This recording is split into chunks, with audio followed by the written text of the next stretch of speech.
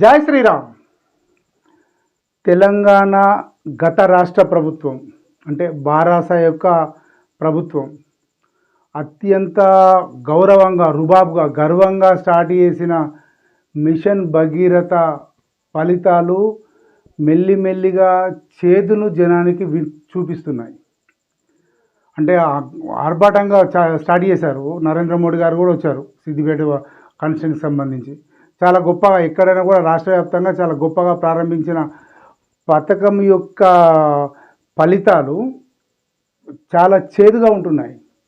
అంటే చేదుగా ఉంటున్నాయంటే దీన్ని ఎలా చెప్పాలంటే, ముందు స్టార్ట్ చేసేకంటే ముందు ఇంటింటికి ఉచితంగా నీళ్ళు అన్నాడు కేసీఆర్. అప్పుడు సరే ఉచితంగా ఇచ్చాడా లేదా అది జనమందరికి తెలిసిపోతుంది. ఇప్పుడు మున్సిపాలిటీ పరిధి లోపల బుక్స్ పట్టుకొని ఆ ఎంప్లాయీస్ వస్తున్నారు, బై డబ్బులు కట్టండి మాకు ఫోర్స్ వస్తున్నది, డబ్బులు కట్టండి అని.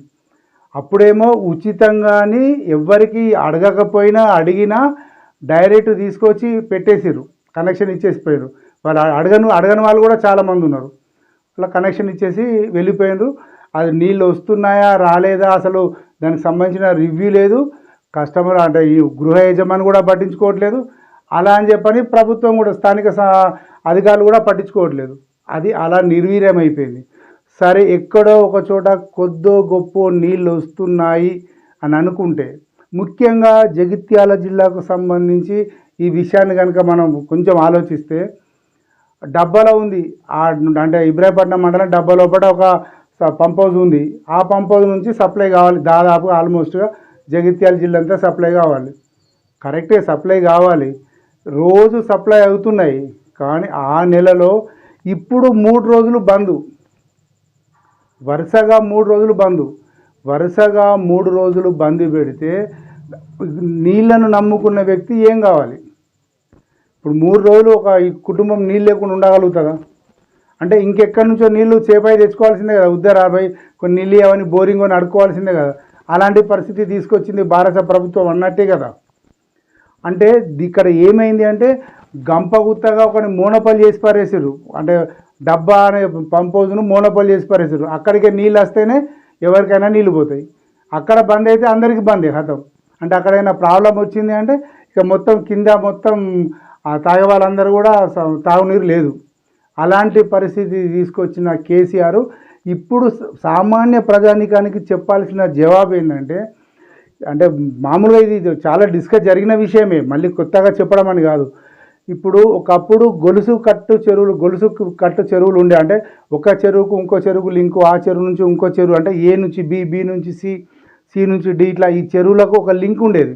ఎక్కడైనా నీళ్లు పడితే ఆ నీళ్లు పైన ఎక్కడో పడితే వాటన్నిటినీ సమానంగా పంచడం, అంటే చెరువులకు అనుకూలంగా ఫీడర్ ఛానల్ ద్వారా సప్లై చేసి ఆ గ్రామం లోపల స్థానికంగా నీటి నిల్వల్ని గొప్పగా ఉంచే కార్యక్రమం చేసేవాళ్ళు.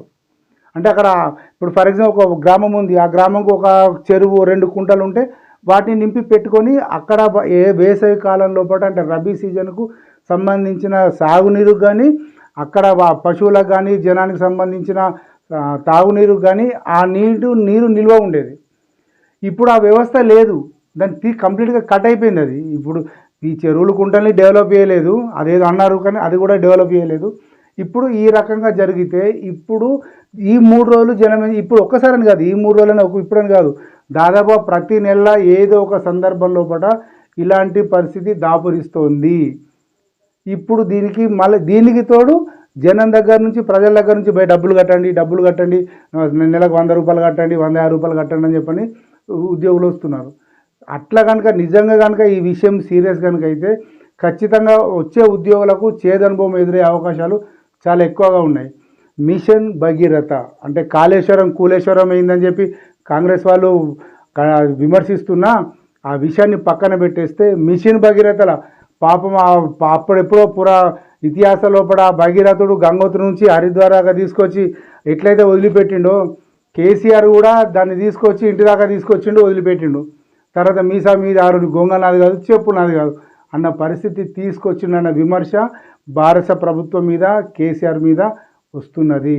మిషన్ భగీరథ ఒక ఫెయిల్ ప్రాజెక్టుగా చాలామంది చెప్తున్నారు. ఎందుకు చెప్తున్నారంటే, ఎక్కడికక్కడ ఏ గ్రామానికి ఆ గ్రామానికి, ఏ పట్టణానికి ఆ పట్టణానికి సంబంధించిన స్థానిక నీటి వనరులను నీటి వనరులను డెవలప్ చేస్తే, అంటే దానికి సరిపడా నీళ్లు అరేకర చెరువు ఉంది, ఈ చెరువును పూడిగదిద్దాము, ఈ పూడిగను వాడుకొని ఆ కుంటను పూడిగదిద్దాము, ఆ కుంట నీళ్లు వాడుకుంటారు, ఇవి సరిపోతాయి, వాళ్ళ ఒక గ్రామానికి ఒక పట్టణానికి ఈ నీళ్లు సరిపోతాయి, మరి మనం ఇంకా అవసరం అనుకుంటే ఇంకేమైనా డెవలప్ చేద్దాము అన్న ఆలోచన లేకుండా మోనోపలిగా గంపగుత్తుగా కార్పొరేట్ వ్యవస్థలాగా ఒక్కరి చేతిలోంచి ఒక చోటు నుంచి మొత్తం అంతా సప్లై చేయడం వల్ల ఇక్కడ ఒక పైపు లీక్ అయినా దాని కింద ఆ గ్రామాలన్నీ కూడా నీరు తాగలేని పరిస్థితికి వచ్చాయి. ఇది ఒక ఆచరణాత్మకమైన విఫల ప్రయోగం అని చెప్పి చాలామంది చెప్తున్నమాట. ఏదైనా ఒక వ్యవహార శైలి లోపల ఇది ఒడుదొడుకులు ఎదుర్కొంటున్న మిషన్ భగీరథ ప్రస్తుతం ప్రజల దృష్టిలో మాత్రం ఒక ఫెయిల్యూర్ ప్రాజెక్టు. జై శ్రీరామ్.